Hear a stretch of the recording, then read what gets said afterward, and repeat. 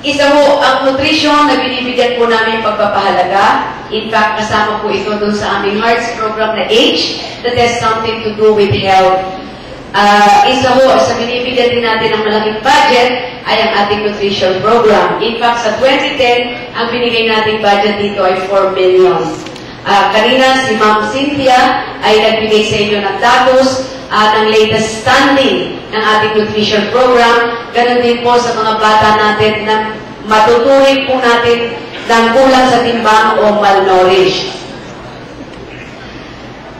Tama po rin yung sinabi ni Ma'am na dapat po natin pangalagaan ay ang pagbubuntis ng mga nanay na kasama rin sa aming programa, sabi ni Ma'am Alicia, at ang babatayan natin ay ang 1 to 2 years old na mga kabataan. Kasi isa po sa pag-aaral kasama si Dr. Osaida na pagka ganito kasi may programa tayo, like nutrition is very, very important. That's why we have our BNS. Tama ba?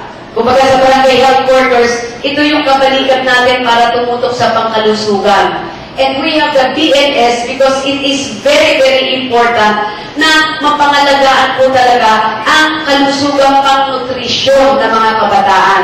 That's why if you notice, we have barangay health workers, katulong yan, takpuhan niya sa may mga sakit, pag sila'y nagkikingal sa lahat, blood pressure, kung sino yung kukuhanan ng may mga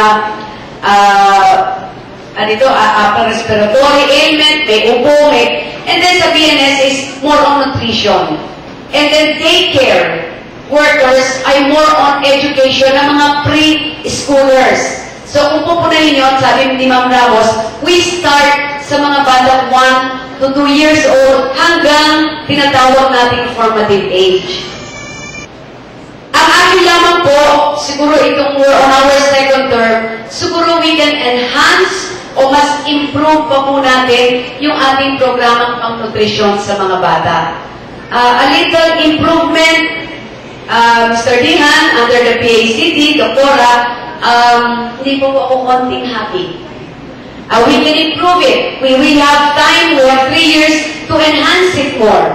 Like halimbawa po, tinatanong ko rin, napag-usapan namin ni Doktora, ano pa ba ang diferensya para mahirap, matagalan pa, para makita natin yung improvement ng mga very low to low ng mga bata natin na malnourished. Isa po sa napag-usapan namin ni Doktora, one perfect example. Gusto niyo ba ipahagi ko ito sa inyo, mga BNS?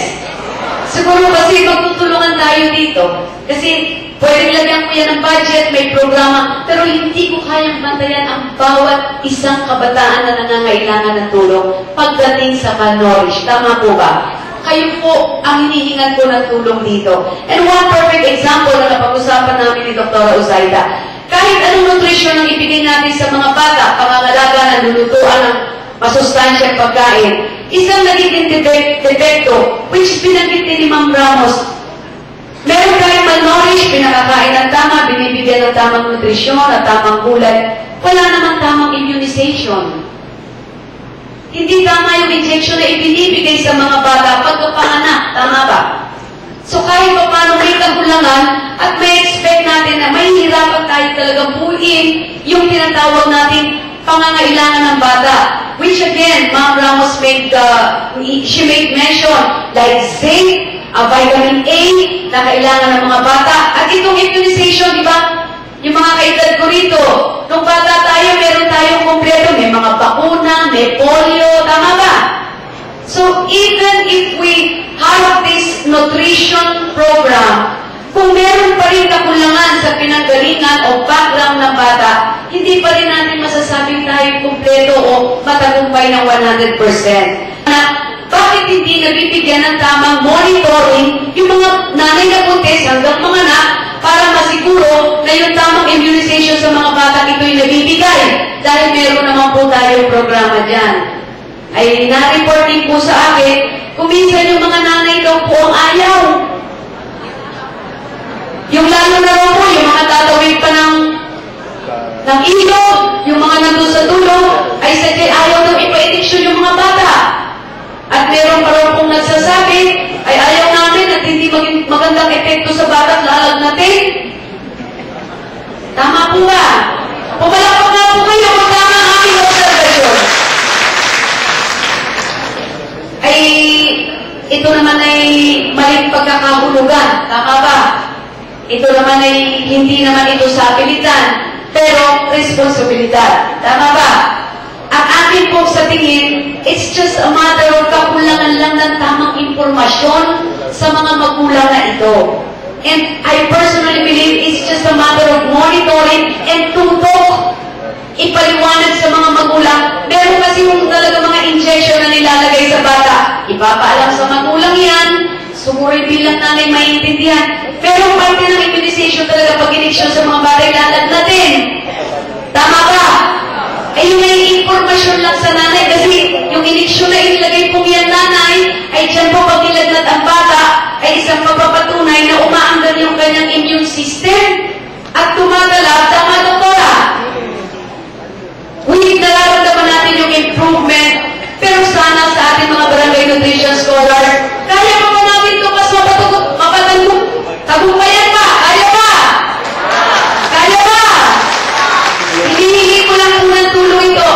Kung ito po'y gagawin natin sa ating mga barangay nutrition scholars, don't do it for me. Huwag niyo pong gawin ito para sa akin.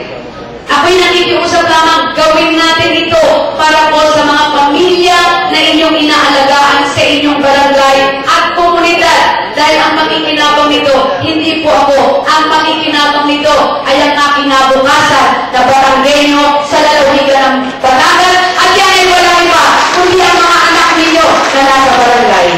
Pwede mo po mga DNS.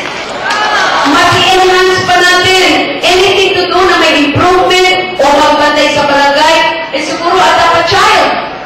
Sa bawat isang barangay sa inyo, siguro meron naman dyan kahit pa paano may kwarta. Tama ba? We will be distributing 10 detector weighing scales sa ating pong mga paaralan. Ito ay may kinalaman din sa DepEd, sa ating pong mga guro. Mamonitor ko rin po ito sa ating sa DepEd kay Mrs. Bautista. And then another 10 priority elementary schools, mamimigay po tayo ng 55 solder weighing scales sa mga prioridad po barangay. So sa inyo pong lahat, if I may share this with you, sa pagkain tama at sapat, wastong timbang ni baby ang katapat. At nais ko pong idagdag dyan, nakakasiguro pa rin tayo ng magandang kinabukasan para sa kabataan. So sa inyo pong lahat, sa mga BNS, again, Happy Nutrition Month celebration, maraming salamat and my congratulations. Pwede mo po ba kayong makapartner dyan? Makakasa po ba? Maraming salamat. At salamat din po sa nag-perform dito kanina.